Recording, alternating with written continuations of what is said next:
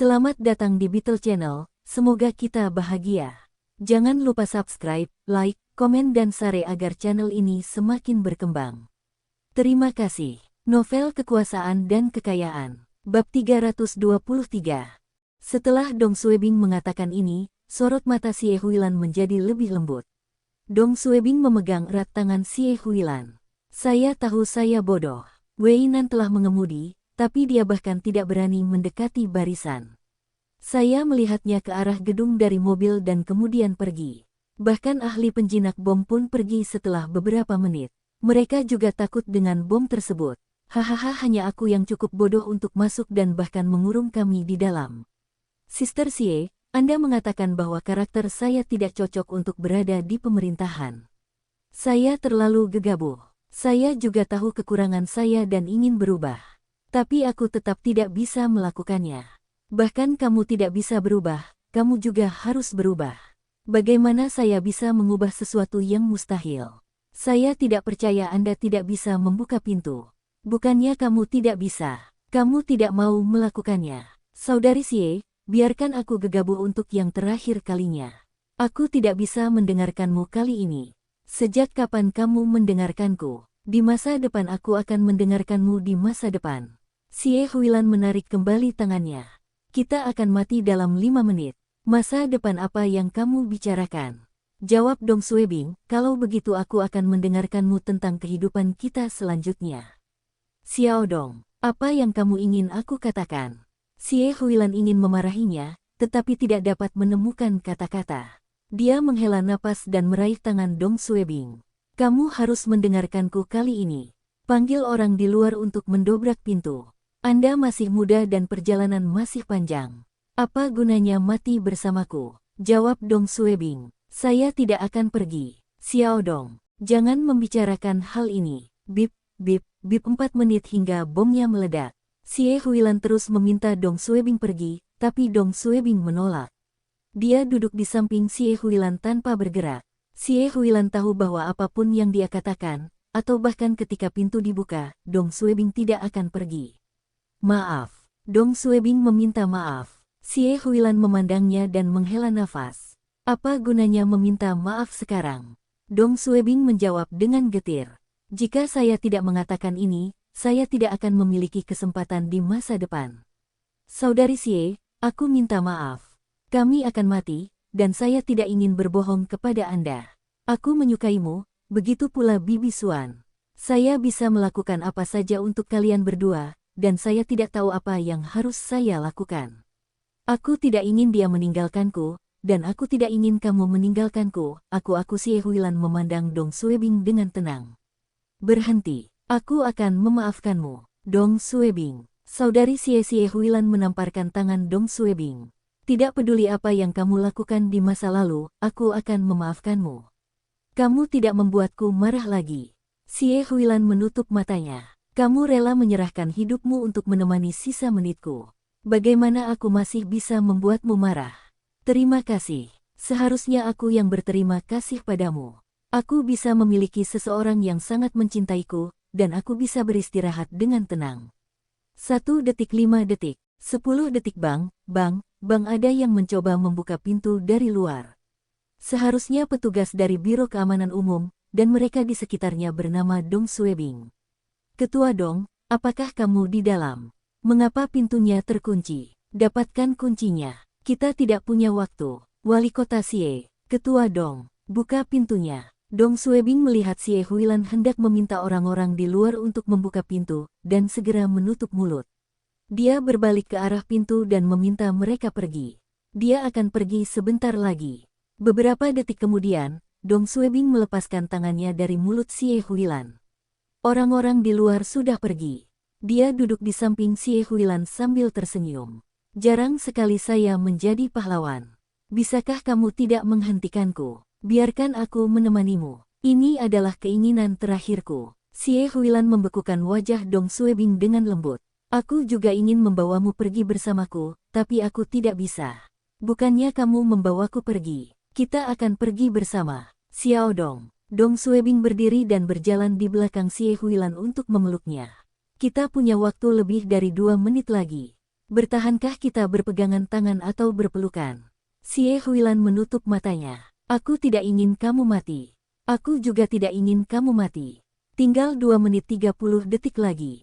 Kata Dong Suebing. Kamu tahu, kakiku belum sembuh total, dan aku tidak bisa membuka pintu hingga terbuka. Sekalipun aku menyalakan ponselku dan menelepon orang-orang di luar, waktunya tidak cukup. Bagaimanapun kita akan mati. Mari kita bicara tentang hal lain. Kamu tahu aku tidak akan pergi. Air mata Xie Huilan mengalir di pipinya. Dong Suebing menyeka air matanya dengan lengan bajunya. Kamu menangis. Xie Huilan tidak menjawab. Dong Suebing melanjutkan. Ini pertama kalinya aku melihatmu menangis. Saya pikir Anda tidak akan pernah meneteskan air mata dalam hidup Anda dengan karakter Anda. Saya bukan robot. Kenapa aku tidak bisa menangis? Xie Huilan membuka matanya. Jika kami bisa keluar dari hidup-hidup, kami akan memilih tanggal tahun depan dan menikah. Kami akan mengadakan ceramah 100 meja. Dong Suebing mengangguk. Pasti merupakan berkah dari nenek moyang saya untuk mendapatkan istri seperti Anda. Buku pasti sangat gembira. Ya, kami akan menghiburnya. Namun keduanya tahu hal ini tidak akan terjadi. Berbunyi waktu pada pengatur waktu adalah 2 menit 15 detik. Xie Huilan berbalik. Xiaobing, maju ke depan. Biarkan aku memperhatikanmu baik-baik. Dong Suebing mengangguk dan berjongkok di depannya. Di sini, Xie Huilan mengulurkan tangan dan menyentuh wajah dan rambutnya. Jika kamu tidak menyelamatkanku saat aku jatuh ke sungai, aku tidak akan hidup. Apapun yang terjadi di masa depan, itu akan membebani budi Anda. Jika aku tidak bisa membalas budimu di kehidupan ini, aku akan membalas budimu di kehidupan selanjutnya. Mata Dong Suebing memerah. Mari kita menikah di kehidupan kita selanjutnya. Oke, bagaimana dengan kehidupan selanjutnya? Oke, kehidupan setelah itu. Ya, tidak peduli berapa kali kita bereinkarnasi, aku akan tetap menikahimu. Dong Suebing menyeka air matanya dan memeluk Xie Huilan. Dia membalas pelukan itu dengan satu tangan dan tersenyum. 1 detik, 2 detik, 3 detik Dong Suebing dan Xie Huilan berpelukan, dan mereka bersiap untuk mati. Masih ada 2 menit lagi. Xie Huilan tiba-tiba berkata, Xiaobing, berikan aku pemotongnya. Dong Suebing memandang Xie Huilan. Untuk apa kamu menginginkan pemotong itu? Kami tidak punya waktu lagi, dan saya ingin mencobanya untuk yang terakhir kalinya. Saya akan memotong beberapa kabel. Keberuntungan saya cukup bagus. Mungkin waktunya akan berhenti setelah saya memotong kabelnya. Dong Suebing menenangkan. Bahkan ahli penjinak bom tidak bisa melakukan apa-apa terhadap bom tersebut, apalagi kami. Jawab Xie Huilan. Aku tahu, tapi bunuh diri lebih baik daripada menunggu bom meledak. Bukankah begitu? Dong Suebing berpikir dan mengangguk. Biarkan aku yang melakukannya. Keberuntunganku selalu baik. Dong Suebing tiba-tiba membeku. Tunggu sebentar. Potong kabelnya. Bab ini pertama kali didistribusikan pada platform Novyurois 1N. Dong Suebing segera berdiri. Di mana pemotongnya? Kemana aku membuangnya? Xie Huilan terkejut. Apa yang terburu-buru? Dong Suebing menarik napas dalam-dalam dan menjawab dengan penuh semangat. Saya sedang memikirkan sebuah ide. Kita mungkin tidak perlu mati. Iya, apa? Menjinakkan bomnya. Dong Suebing melihat sekeliling dan melihat pemotong kecil yang disukai oleh regu penjinak bom. Dia berlari dan mengambilnya. Saya pernah melihat ini di film. Ada urutan saat memotong kabel di dalam bom. Jika kita memotong kabelnya satu persatu, waktunya akan berhenti. Itu benar. Selama kita tidak salah memotong kabel, kita akan baik-baik saja. Xie Huilan tercengang. Ya, tapi ahli penjinak bom pun tidak percaya diri. Ini sangat rumit. Dong Suebing menjawab dengan penuh semangat. Mereka tidak bisa, tapi saya bisa. Xiaobing, apakah kamu yakin? Ya, saya yakin. Dong Suebing sudah tergeletak di depan bom. Percayalah aku, saya akan menjinakkan bomnya. Xie Huilan tersenyum. Hentikan saja, dan jangan terlalu memaksakan diri. Waktu yang tersisa adalah 1 menit 44 detik. Para ahli penjinak bom telah melepas penutup luar, dan kabel, papan sirkuit, potongan tembaga terlihat. Namun Dong Suebing menemukan bahwa bom di depannya sangat berbeda dengan bom di film. Di film, sebagian besar kabel memiliki warna, seperti biru, merah, kuning, del, dan hanya satu kabel yang merupakan kabel yang benar untuk dipotong. Para ahli penjinak bom membedakan kabel berdasarkan warnanya. Namun waktu lahir pada Xie Huilan sangat berbeda. Lebih menarik dari kabel di dalam bom berwarna biru, dan hanya ada kabel merah. Selain kabel, terdapat banyak potongan tembaga, papan sirkuit, dan beberapa rangkaian tembaga tipis. Kemungkinannya tidak 50%, dan Dong Suebing tidak bisa mengambil referensi dari film yang dia tonton. Dong Suebing tahu bahwa film itu palsu, dan kabel dengan warna yang sama mungkin juga menjadi alasan mengapa ahli penjinak bom tidak dapat menjinakkan bom tersebut. Ada banyak sekali kabel biru, mana yang harus saya potong terlebih dahulu? Apa yang harus saya lakukan? Dong Suebing fokus pada kabel di depannya. Ini adalah satu-satunya kesempatannya untuk menyelamatkan Xie Huilan dan dirinya sendiri, dan dia harus tenang. 1 detik 2 detik keringat Dong Suebing bercucuran, dan dia tidak punya waktu untuk mempertimbangkannya. Memotong. Dong Suebing mencoba keuntungannya dan memotong kabel merah. Klik. Kabel merah terputus. Saat berikutnya, bom meledak, dan panas menyengat seluruh kantor. Sebelum Dong Suebing sempat bereaksi, semuanya menjadi hitam. Dia bahkan tidak bisa melihat jari-jarinya, dan dia tahu Sister Xie dan dirinya sendiri telah terbunuh dalam ledakan itu, sial. Kembali 4 detik, adegan di depan flash. Dong Suebing telah menempatkan pemotong pada satu-satunya kabel merah dan hendak memotongnya. Dia segera berhenti dan mengubah posisi pemotong pada kabel biru pertama. Klik. Dong Suebing memotong kabel pertama. Ledakan. Perjanjian itu menghancurkan Xie Huilan dan dirinya sendiri menjadi berkeping-keping. Dong Suebing menahan rasa sakit dan berteriak. Kembali, 3 detik. Waktunya kembali. Dong Suebing terengah-engah dan tidak punya waktu memikirkan ledakan mengerikan itu. Dia segera mengambil kabel ketiga dan memotongnya.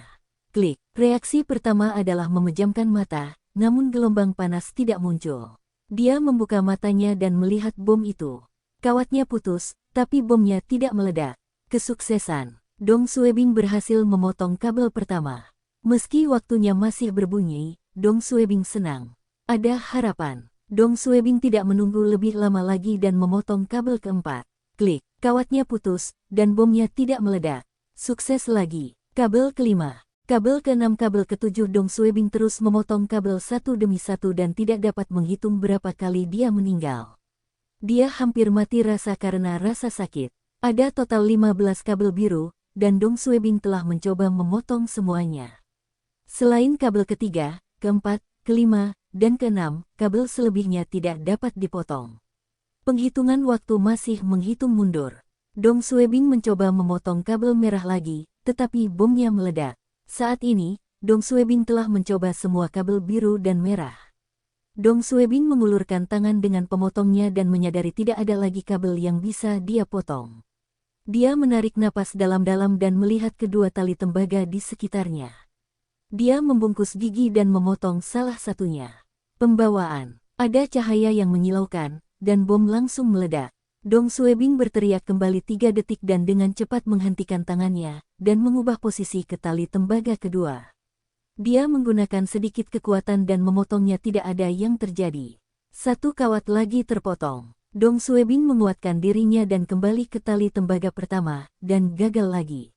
Artinya tali tembaga ini tidak bisa dipotong untuk sementara, tapi dia tidak punya waktu untuk berpikir.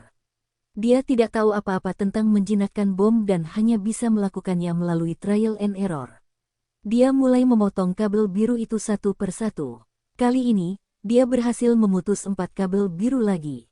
Kabel keempat tersebut adalah kabel pertama, kedua, ke-9, dan ke-12. Dong Suebing sangat gembira dan mencoba memotong kabel merah itu lagi. Kabel merah masih belum bisa putus, dan bom telah meledak berkali-kali, membunuh Xie Huilan dan Dong Suebing lagi. Saya akan memotong tali tembaga selanjutnya.